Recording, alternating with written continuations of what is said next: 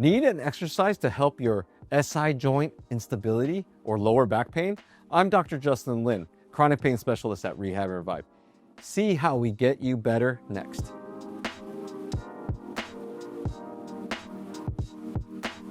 Imagine a table with a wobbly base at the legs. Everything you stack on this table is unstable. Kind of rhymed. This is not unlike the hips and the SI joint, which represents the base. And because of this, the back and pelvis will be affected and contribute to a breakdown over long term because of these weak hip rotators. This next exercise will help because it goes after your deep hip rotators and also your pelvic floor for better stability. In turn, you get better dynamic stability, which gives you that more stable base and stable table. So we're gonna get right to the exercise next. All right, everyone, so now we're gonna work this hip internal rotation. We're gonna create ourselves, and you'll see, I'm gonna turn my back towards you, so yes, you are getting my butt view. So I apologize if you're offended, but I gotta show you this exercise. And we gotta get these deep hip rotators going. You can have a band, you don't have to have a band to see this, or to do this exercise. I'm gonna do it without the band, and then I'm gonna do it with the band and tell you what you can do with it.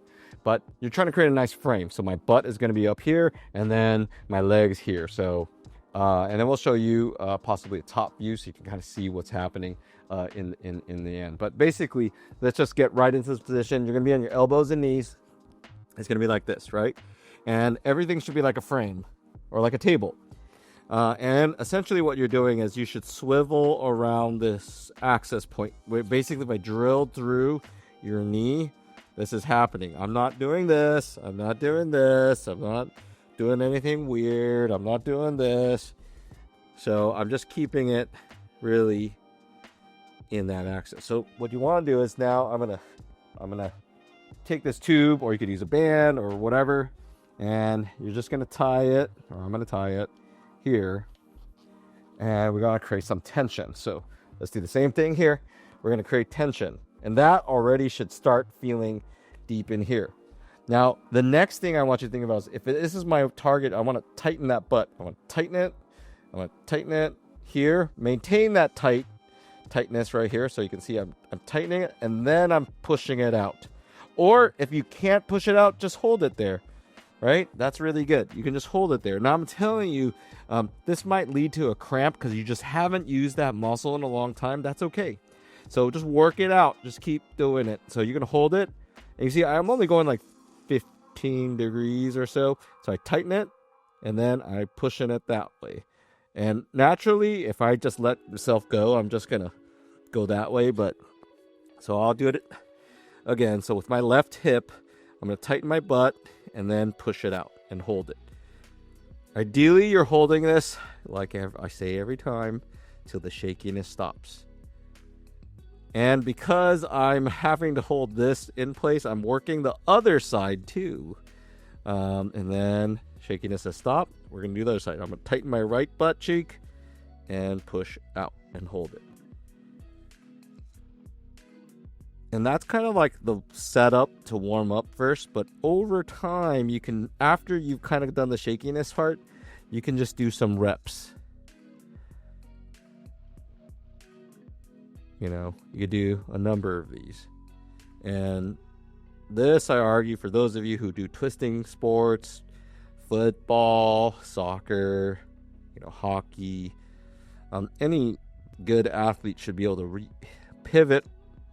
Dancers pivot around these hip access points. After you get this done and you're really good at it, you can actually do both at the same time. Notice how I'm just not moving my butt or my hip around. So I'm keeping that frame. So I squeeze and push out. Or I could do one at a time.